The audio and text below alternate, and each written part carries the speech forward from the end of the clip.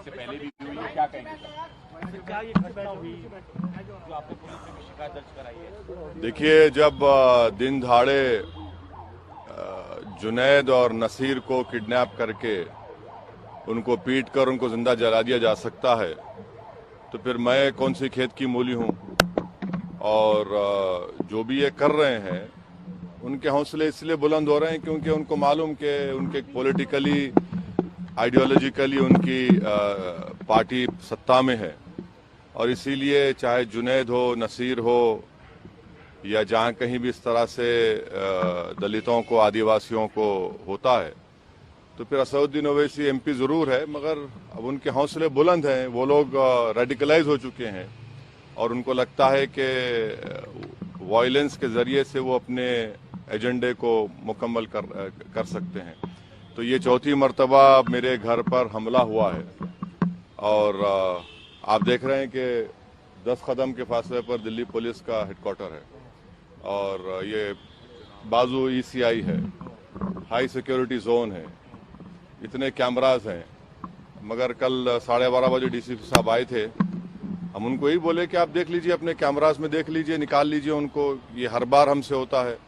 पिछले बार पिछली गेट से हम स्पीकर साहब से इजाज़त लेकर पिछली गेट का परमिशन खुलाए, क्योंकि एक बार अंदर घुसकर हमारे जो डोमेस्टिक हेल्पर हैं, जो 50-60 साल से यहाँ पर है, राजू लाल को उन्होंने पीटा था, वहां पर जाकर उन्होंने यूपी इलेक्शन के दौरान में लाइव टेलीकास्ट फेसबुक पर करके पत्थर मारे।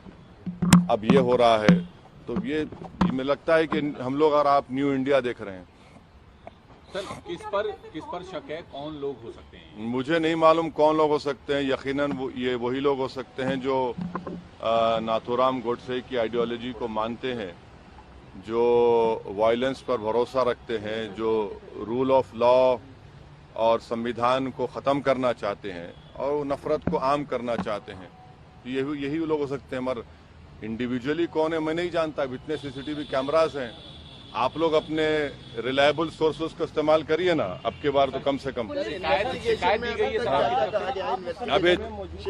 अब ये तीसरा सवाल है। जो सर्वेंट या और लोग थे, किसी को देखा उन्होंने पत्थरबाजी करते हुए हमला करते? तो हम जो है कल रात में 11:30 बजे जयपुर से पहुंचे। 2 दिन का हमारा प्रोग्राम था पार्टी का, MIM पार्टी राजस्थान में। जब हम यहाँ 11:30 बजे पहुंचे, हम अंदर चले गए थे, और थोड़ी देर में सोने जा रहे थे, तो हमारे जो डोमेस्टिक हेल्पर है, उनकी वाइफ, उसने आकर कहा कि सर ऐसा ये वाकया हुआ है। तो हमारे साथ हमारे दोस्त यामीन खान थे। हमने कहा कि भाई जाइए ज़रा सामने पुलिस स्टेशन में इत्तला करिए। और फिर वो लोग आए और देखे, हम तो नहीं थे, जब आए देखे यहाँ पत्थर भी थे हमारे साथ। तो आजकल केंद्र सरकार ने Z कैटेगरी हमको दे दी है, तो वो भी एक बहुत बड़ा हम पे बोझ है। तो खैर वो लोगों ने भी देखा, पुलिस ने देखा, वो उनको पता चलेगा। वो आप लोग अपने सोर्सेस का इस्तेमाल करिए भाई, वो कैमरे में। देखिए, मेरी कोई अहमियत नहीं है, और मैं तो अपने कॉज के लिए अल्हम्दुलिल्लाह इंशाअल्लाह मरने को तैयार हूँ।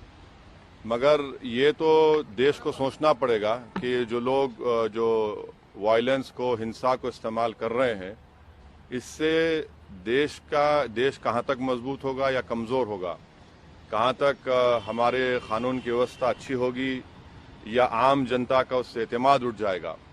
तो ये तो देश को सोचना पड़ेगा। सर, इसके अलावा आप जो है अभी आप बहुत पूछ चुके हैं। और तो सरकार ने सिविल कोड पर भी आगे बढ़ने की बात कर रही है। हाँ, सिविल कोड पर सरकार आगे बढ़ने की बात कर रही है। हाँ, आगे बढ़ने की बात कर रहे हैं। तो हम केंद्र सरकार को बता रहे हैं कि भारत के मुसलमानों को जो उनके रिलीजियस कल्चर्स हैं, प्रैक्टिसेस हैं, उसका या कस्टम है, उसका उनको प्रोटेक्शन मिलता है आर्टिकल 29 के तहत, जो एक अनफेटर्ड फंडामेंटल राइट है। और कोई भी सरकार UCC के नाम पर मुझसे मेरा फंडामेंटल राइट नहीं छीन सकती।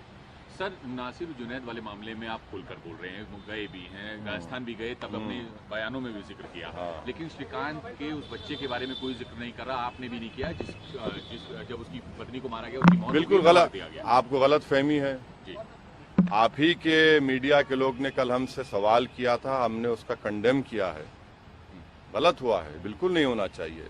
दो गलतियां मिलकर एक सही तो नहीं हो सकता है ना। तो सर आप परिवार से मिलेंगे, क्योंकि आपने जो जुनैद है नासिर, उसके परिवार से भी आपने आप मुलाकात करवा दीजिए, कम से कम फोन से बात करवा दीजिए, हम बात कर लेंगे। वैसे सर आप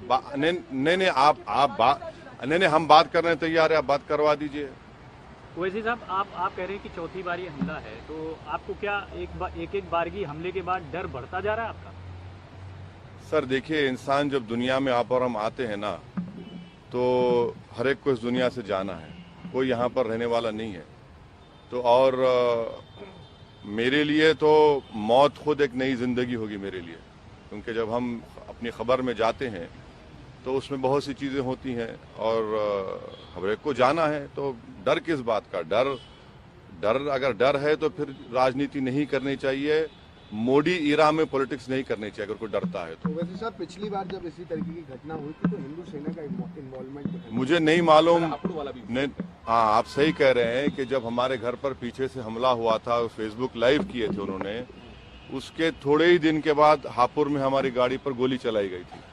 अब ये जो वाकया हुआ है मुझे नहीं मालूम कौन इन्वॉल्व है, ये तो पुलिस आपको बेहतर बता सकेगी उस सीसीटीवी कैमरास देखकर। मगर यहाँ के कमिश्नर पुलिस को और केंद्र सरकार को देखना है कि अगर एक एमपी के घर पर ऐसा हो रहा है तो क्या मैसेज जा रहा है। आप कहते हैं लोग रेडिकलाइज हैं।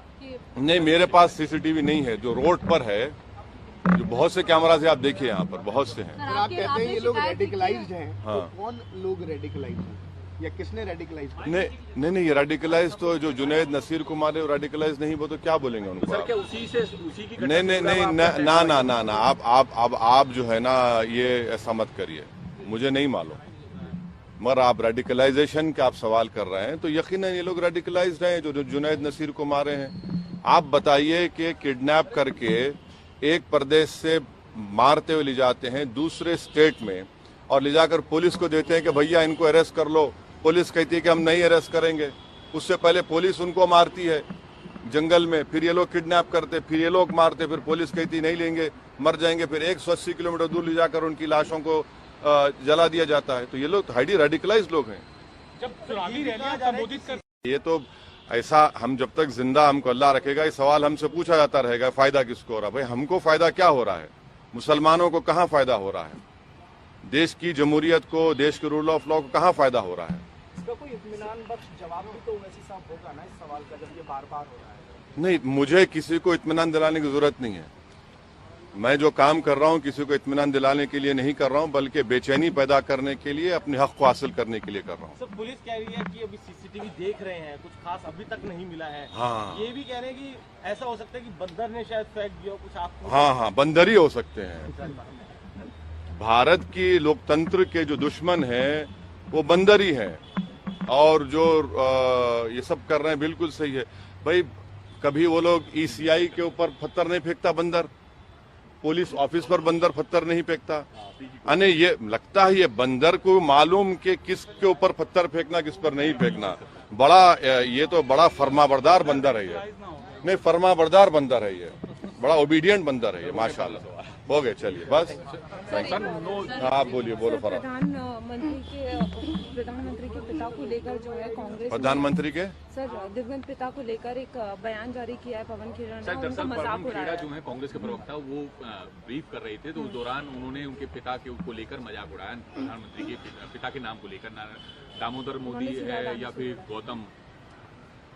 देखिए, राजनीति आप जो भी करेंगे प्रधानमंत्री को क्रिटिसाइज करिए, खुलकर करिए, बेखौफ होकर करिए, मगर किसी की फैमिली पर मत जाइए, चाहे वो प्रधानमंत्री की फैमिली हो या कांग्रेस के नेताओं की फैमिली हो या किसी भी नेता की फैमिली हो। फैमिली को क्यों लेकर आते आप? फैमिली को क्या करना है? ये गलत है। किसी की फैमिली को क्यों लेकर आते आप? आपको इख्तियार ही नहीं है। यानी इस तरह से आप अटैक करेंगे फैमिली के ऊपर तो ये आपका फ्रस्ट्रेशन जाहिर होता है।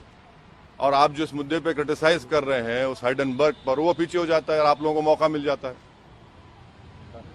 बागेश्वर बाबा बार-बार हिंदू राष्ट्र की हुंकार भर रहे हैं, आप कैसे देखते हैं? क्योंकि वो बार-बार ये कह रहे हैं कि सबके अंदर सनातनी खून है, तो सब वापस आ जाओ।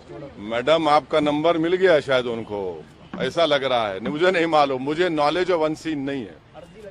मुझे नहीं, अगर ये लोग बीजेपी के स्पोक्स पर्सन बन गए हैं तो फिर सीरियस लेना पड़ेगा। बीजेपी को कहना चाहिए कि ये हमारे स्पोक्स पर्सन हैं और ये लोग जो बोलते हैं हम कर देते हैं, तो फिर हम बराबर रिएक्शन देंगे।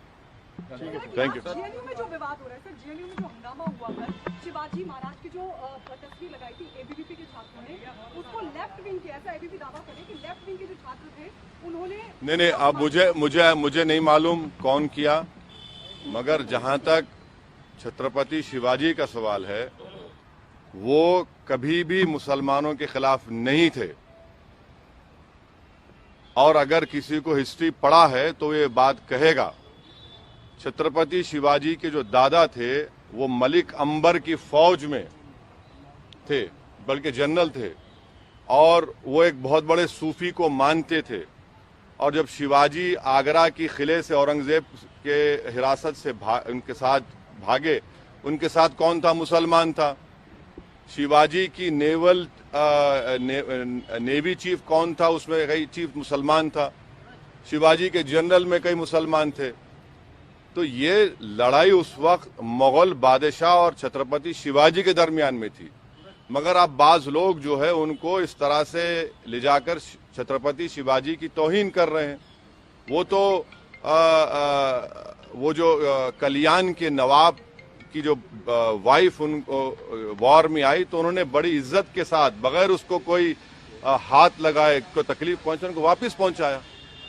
तो छत्रपति शिवाजी की लाइफ को पढ़ने की जरूरत है। मगर अब जो लोग जिंदगी भर नफरत की बात करते हैं, हिंदू मुस्लिम की, हिंदू राष्ट्र की, ये सब बकवास करते हैं, तो वो तो हर बड़े बड़े आइकॉन को हड़पने की कोशिश कर रहे हैं।